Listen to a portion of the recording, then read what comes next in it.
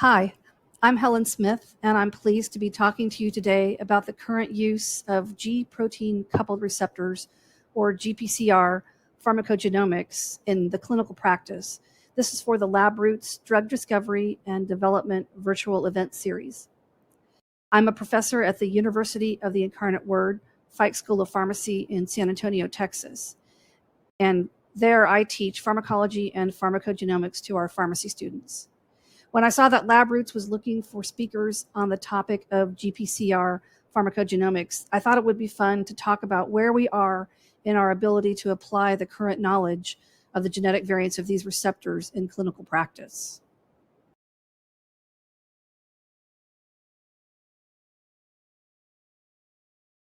In this presentation, I'll quickly cover the structure and function of the GPCRs, briefly talk about the medications that target these receptors, provide an overview of the genetic variants of GPCRs, and provide an update of the current ability to use GPCR pharmacogenomics in practice in an effort to personalize the use of medicine. By the end of this presentation, listeners should be able to describe how the genetic variants of GPCRs are thought to affect receptor function, describe in general how known genetic variants may affect patient responses to medications that target GPCRs, and you should be able to list some genetic variants of GPCRs that are being evaluated for their clinical impact. So G protein coupled receptors, or GPCRs, they are a family of receptors that signal through the G proteins. They make up the largest family of receptors in the body. These receptors are transmembrane receptors. They cross back and forth across that cellular membrane 7 times. This family of receptors includes receptors for adrenergic amines and serotonin, acetylcholine, lots of peptide hormones, odorants, and even light. So they are expressed in the cones and rods of the retina. When an endogenous ligand or a medication that targets a GPCR interacts with the receptor stimulates the GTP binding signal transducer protein, or G protein. This activation of the G protein in turn modulates production of an intracellular second messenger. And once that second messenger has been activated, you end up with cellular responses of various kinds. This is a figure that I adapted from a chapter in the textbook titled Basic and Clinical Pharmacology. It's the 2021 edition of this textbook, and I want to walk us through this figure a little bit to understand a bit more the depth of the actions of GPCRs. In this figure, the green circle is a cell, and the blue rectangle is the GPCR. The orange dot is a ligand or a medication that targets a GPCR. And the yellow blob in the figure there is a G protein. So if you start on the left-hand side of the cell, you'll see that the ligand is not yet bound to the blue receptor.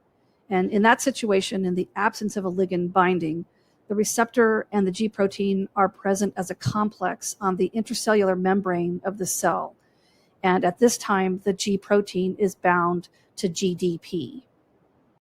So if you move to the right side, once the ligand binds to the receptor, the G protein the G protein alpha subunit will undergo a conformational change, and this will allow for the release of GDP from that G protein, and then you get the binding of GTP into the nucleotide binding site of that protein.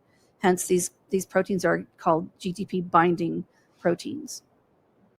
Once GTP binds to that G protein, then that G protein is released from the GPCR and moves forward with its action in the cell. So once the GTP is bound, the G protein regulates the activity of an effector protein, and this could be an enzyme or an ion channel. And in this figure, the effector protein is E, and when the GTP bound G protein acts on it and activates it, it's become the E star in the figure here. So when this effector is activated it then will change the concentration of an intracellular second messenger. The signal from the ligand binding to the GPCR is terminated by the hydrolysis of the GTP on the G protein. This reaction that inactivates the G protein can occur at a relatively slow rate, and this will actually effectively amplify the transduction of the signal from the receptor, allowing for the activated G protein to have a longer lifetime in the cell than the actual receptor is being activated by the ligand. So this allows for a long opportunity for the second messenger to be effective. Once the GTP is hydrolyzed and G protein is then bound again by GDP, the receptor and G protein complex are back to their basal unstimulated state. There are many GPCRs in the body, as well as several different G proteins. The endogenous ligand or a drug that may bind and stimulate a G protein coupled receptor can couple to several different subsets of G proteins. This allows for different G protein dependent responses in different types of cells. Therefore, when GPCRs are activated by a ligand or a medication, you'll see lots of different kinds of cellular responses going on throughout the body.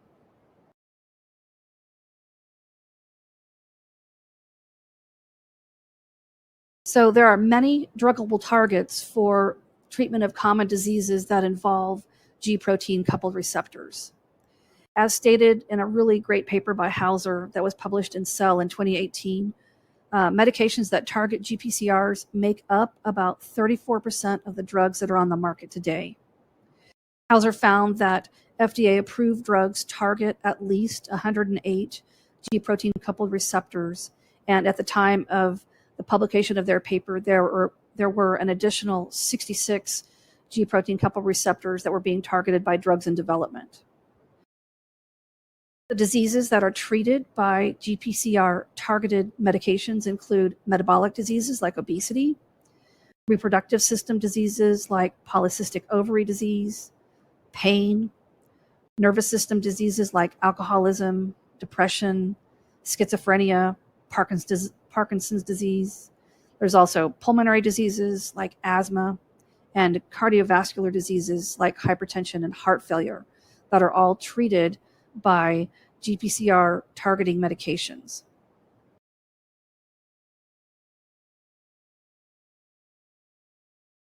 So many GPCRs have genetic variants. The general kinds of genetic variants that have been found in GPCRs include missense variations, loss of function variations, and copy number variations. A missense variant is a change in the gene in which a single base pair has been substituted for another, and this can alter the genetic code in a way that produces an amino acid that is different from the usual amino acid. Some missense variations will change the function of a protein. A loss of function variant is a change in the genetic code such that the protein being produced is no longer able to retain its normal physiological function. An example of this would be the insertion of a stop codon into the DNA sequence, resulting in a truncated protein that is too short to function. You can also get the insertion of nucleotides that create a frame shift in the DNA, or you can also get DNA sequence changes that interrupt splice sites. And all three of these types of genetic variants can cause loss of function for a protein. The third kind of genetic variant that has been identified in GPCRs include copy number variants. And these are changes in our genome where you get a whole gene is deleted or a whole gene is inserted. You get an extra gene or two. Either of these kinds where you have a gene insertion or a gene deletion will obviously result in a change in the expression of the gene. So you get more or less protein than normal. Many of these GPCR variant types can affect a GPCR function. And also, we are finding that many of these variants that we see in GPCRs may affect drug response.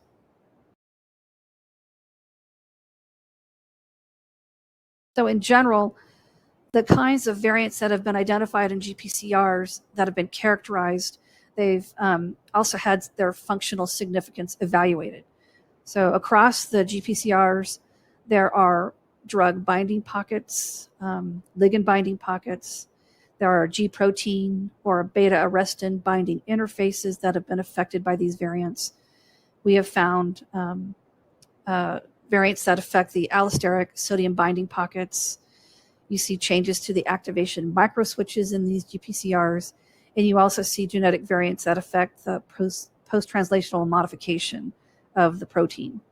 So again, there are many GPCRs. There are also many variants of these genes, and we're seeing that a lot of these variants do indeed affect receptor function.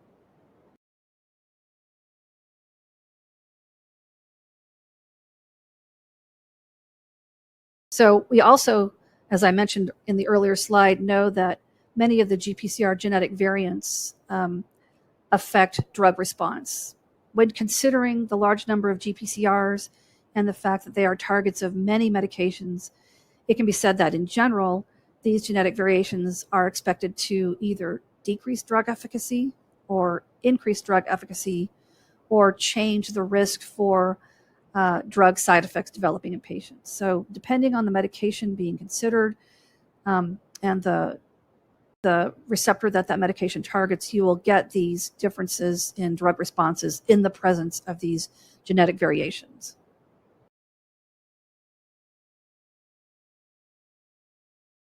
So Hauser and colleagues, again, pulling from that paper they published in Cell in 2018, they presented some nice data looking at the prevalence and impact of the genetic variants of GPCRs. So the work that they did, it was very in-depth, and I don't have time. It's beyond the scope of this presentation to present all that they found in trying to elucidate the prevalence and impact of the GPCR genetic variants. But I wanted to point out just a few of the information that they provided in their paper. So Hauser and colleagues analyzed data from the 1,000 Genomes Project, and this project is an international research consortium. It's organized so that sequencing of 1,000 volunteer genomes is publicly accessible. And these volunteers came from a variety of places around the world. And the purpose of that consortium was to provide data to help increase our understanding of how human genomes contributes to health and disease. So Hauser, in their paper, queried the sequences from the 1,000 Genomes Project, and they found that many missense variations in GPCRs are drug targets. So what they found about 60 missense variants in GPCR drug targets. And on the flip side of that, they found that about 40 GPCR drug targets had a missense variation. They also found that there are 9 clinically known missense variations that affect drug efficacy or toxicity in GPCR drug targets per individual.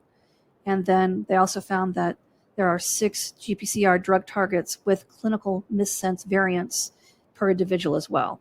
So this data that Hauser and colleagues published is clearly indicating that the GPCR genetic variants have an impact on, or its predicted impact on drug response. So this leads me to the next part of my presentation here.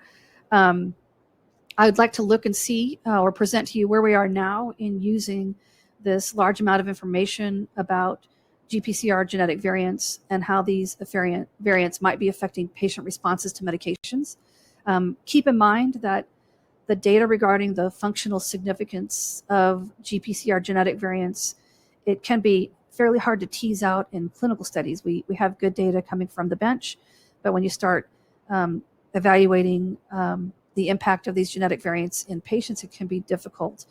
The reason for this is because the patients are just complex, and the strength of an association between a generic variant and its functional effect on a patient's drug phenotype can be hidden in that complexity.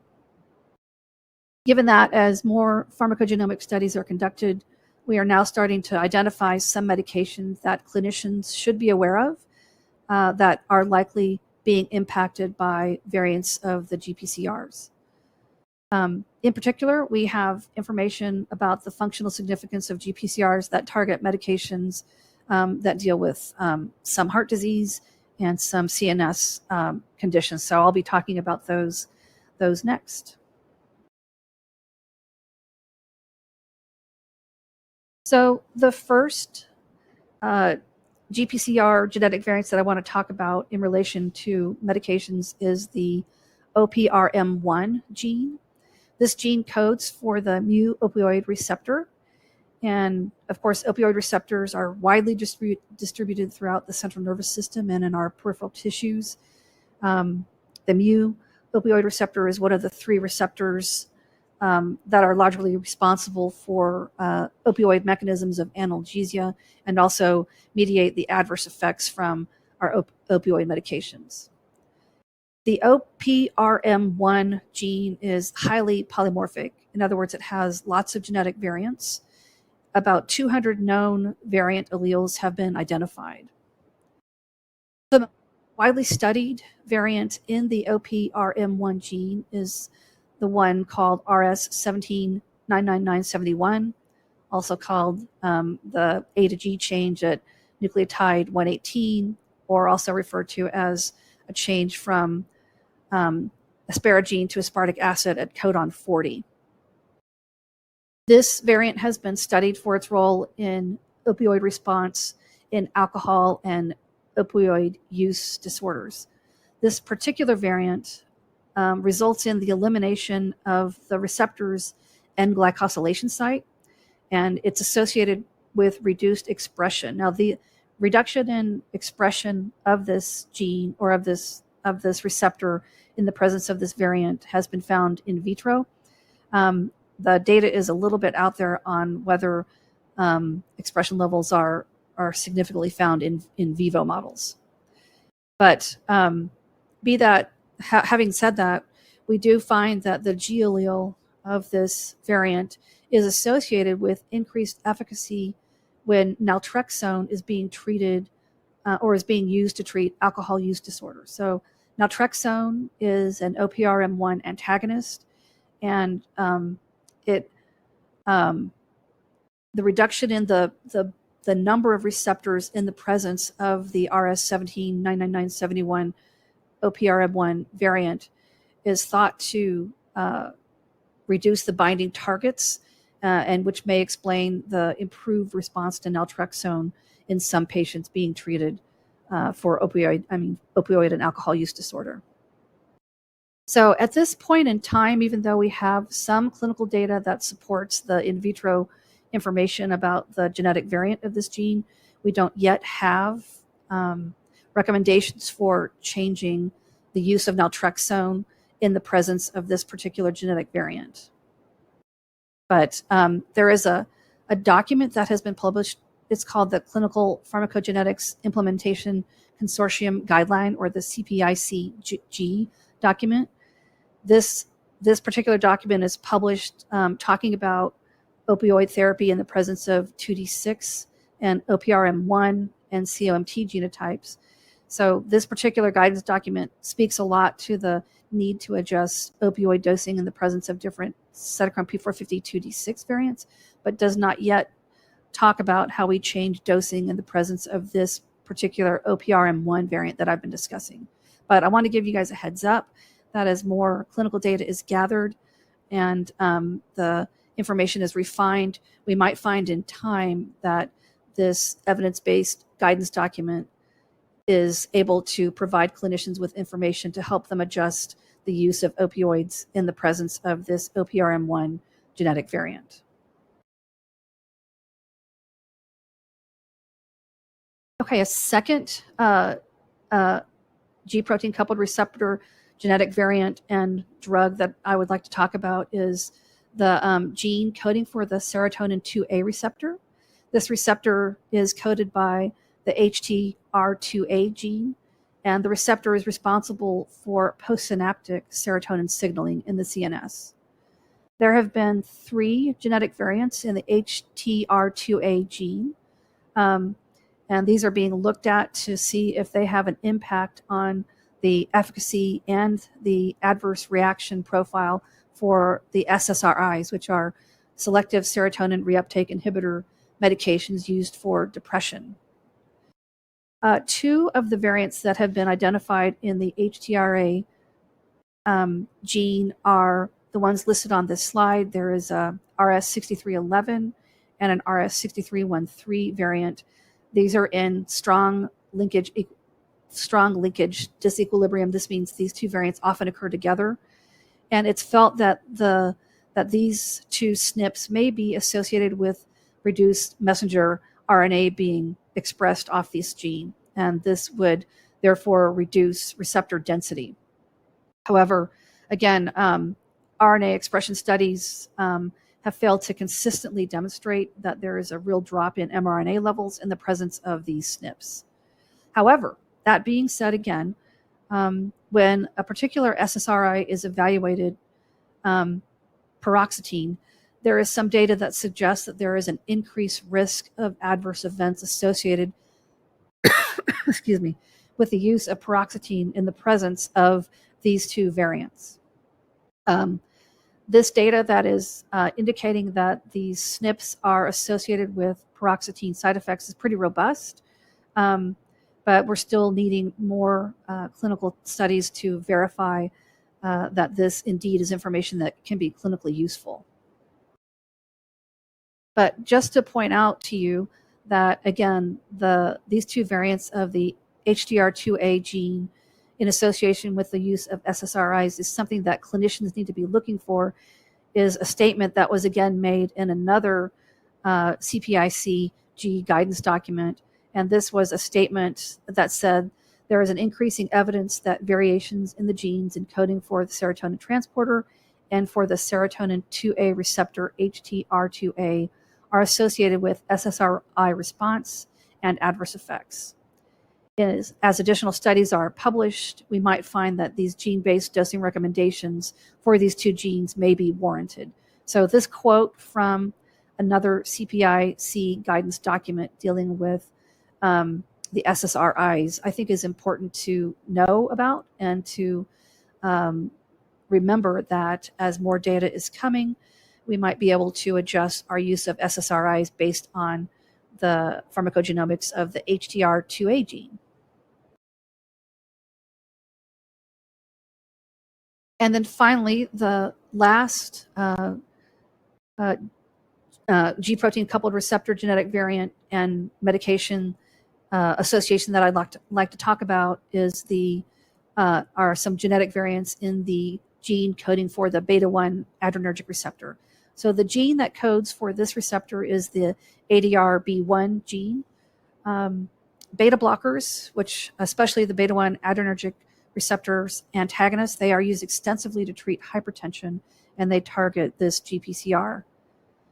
There are two commonly studied variants of the ADRB1 gene. The variant that I'm going to call the arginine 389 deglycine variant is one of those, and the second variant is the serine to glycine at codon 49 variant. So the arginine 389 deglycine change results in change in G protein coupling and resulting adenylyl cyclase activity in the cell, and the serine to glycine at codon 49 change is associated with an increased agonist promoted desensitization of the receptors. So these two genes, these variants have significant functional effect on the receptor. We also see that these two genetic variants in the ADRB1 gene are associated with the presence of certain cardiovascular phenotypes in patients.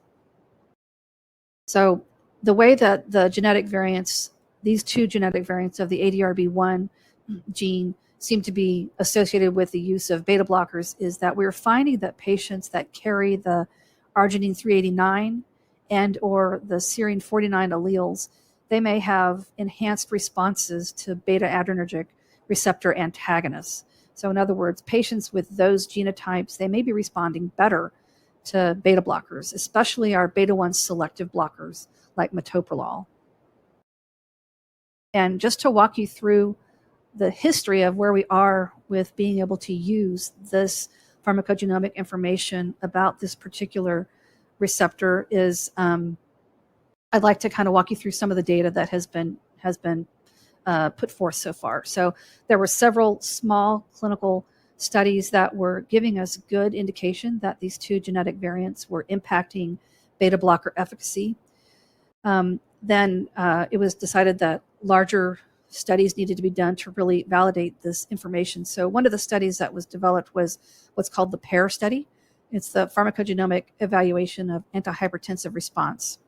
So this was a study where they did a randomized controlled trial of looking for candidate genes and genome-wide associations, looking to see what genetic variants might be picked up in the ADRB1 gene that's associated with beta blocker response.